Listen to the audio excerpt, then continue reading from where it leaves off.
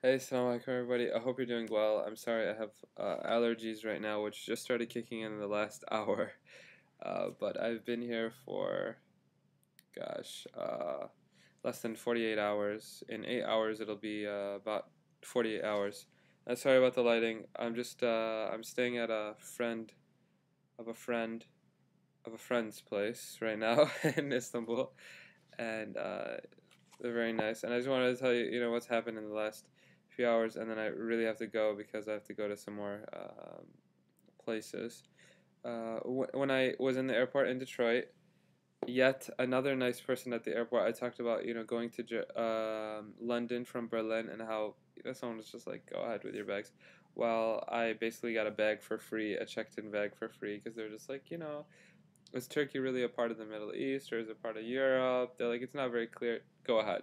You got it. And I was like, wow. And then the other lady told the lady who was helping me, but yeah, he's supposed to pay more. And she's like, don't worry, I won't make you pay. And she let it go by. So alhamdulillah, that was really nice. But it's also, it reflects a very important question of like, where does Turkey stand? Can we put these, um, how do I say, super these lines, that define things that are very superficial and don't really relate to what's going on in terms of region and country. Can we apply them to different places? It's an interesting question. However, when I was at Detroit, they have those scanned things, which basically, show everything under your clothes, regardless of what they say. And Shah Rukh Khan was known, this, South Asian very famous actor slash singer, when he went to London, I believe it was, they did the scan and then they had his pictures and they showed it to him and they're like, "Can you sign it?" Because it was basically him without clothes on, and he was like, "Yeah, sure, haha." He was laughing and he signed it. So that shows that when they say, "Oh, your face is blurred out," and nobody can connect the face to the picture to the person, that's not true. So I said, you know what, I don't want to do this. I want to go. It's not cool. And so they're like, okay. They made me go through a metal detector because you have two options apparently, which was fine. Nothing happened, of course, because I don't have anything on me. Then they did a very specific pat down check. Every single like square inch of my body, they were just like making sure there was nothing there. Then they opened up all my bags and they searched every little pocket and every little thing. And I said, "Excuse me, why are you doing this?" And they said, "Because you opted out of the scan. You can opt out, but apparently that means we're going to test you even more."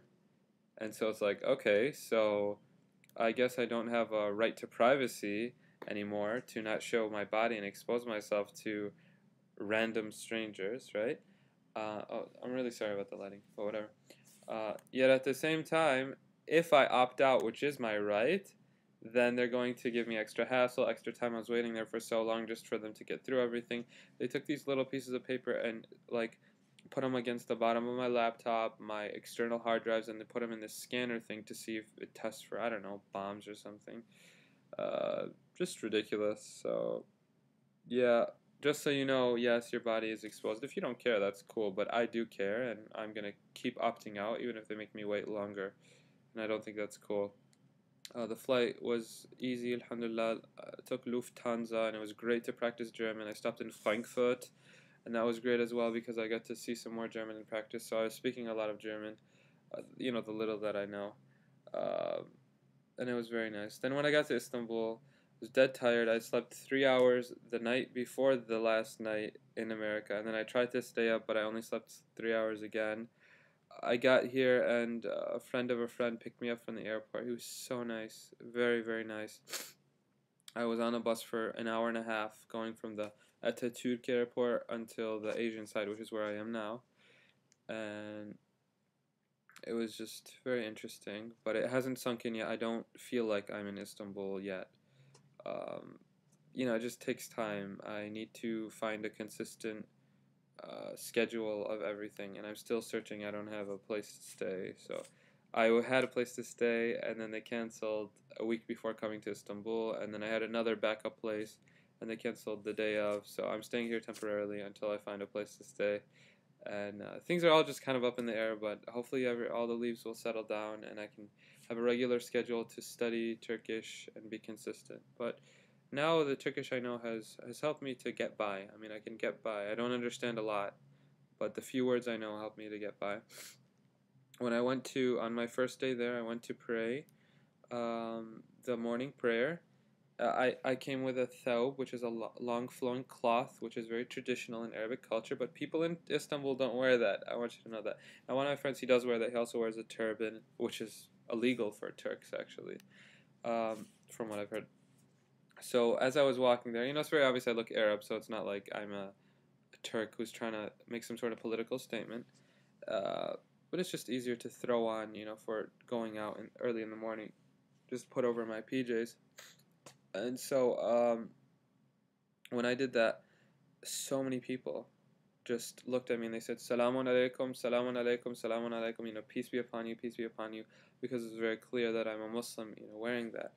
At the morning prayer, everyone in the jami, which is the place of prayer, I'll start using Turkish now, what it comes from Arabic, so was very nice, very hospitable, and my friend said, don't be surprised if you're asked to go to breakfast or have a cup of tea. They drink so much tea here. I had like 6 cups yesterday.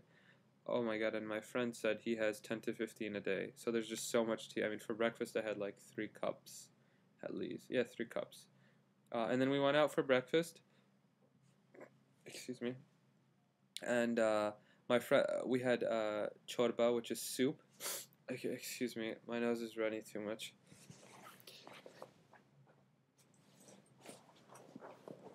So that was very interesting to have soup for breakfast. It's different. But this morning, and I spent the night at a friend's house. We had bread and cheese and jam for breakfast. So something different, but that is very reminiscent of Syrian breakfast. He said people do have cereal, but it's very weird. Those people are very. He called them westernized or Europeanized. Um, what's very interesting in terms of drink is that Turkish people don't really drink Turkish coffee. I think we drink more Turkish coffee in Syria than they do here, and I think it's political. It's very interesting because coffee comes to Turkey in the mid 16th century. Um, I think Arab traders bring it in, and then you have these coffee houses, and the Ottomans would come together and meet in these coffee houses and talk and spend time and politics, religion, all these different things. So, excuse me.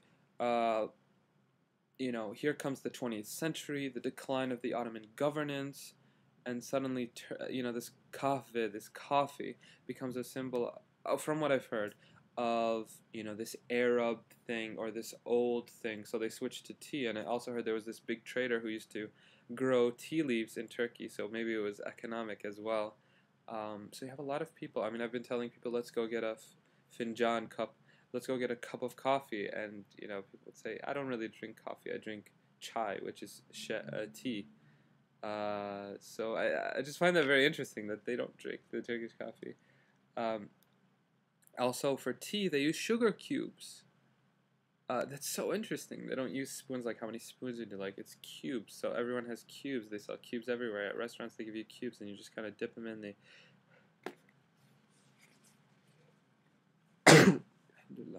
Excuse me. They they uh, they dissolve, and that's very interesting. Police cars. I mean, these are just random things. I'll just say quickly. Police cars have lights that are on all the time, instead of just on when you want to chase someone.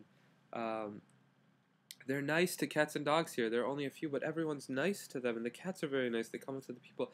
The dogs were all taken in by the government. They're given tags, the street dogs, and they're vaccinated every year, and they're kept track of so that they stay clean and free of disease. It's just so amazing. I saw a guy playing with a cat. And dress, it's very interesting. I guess this deserves its own post sometime. But the dress here is very interesting. It's just very interesting how people dress. But I'll tell you one thing. I look like crap, I think, with my American clothes. Americans are always, compared to Europeans, people think we dress slovenly. So people here are all very dressed up. They're also wearing coats and sweaters, even though I feel warm wearing short sleeves, but I guess that's a different climate. So I'll just end there. I really have to go right now, but I'm just getting settled, and I really appreciate all your prayers, and I'm praying for you all as well. Take care. Assalamu alaikum.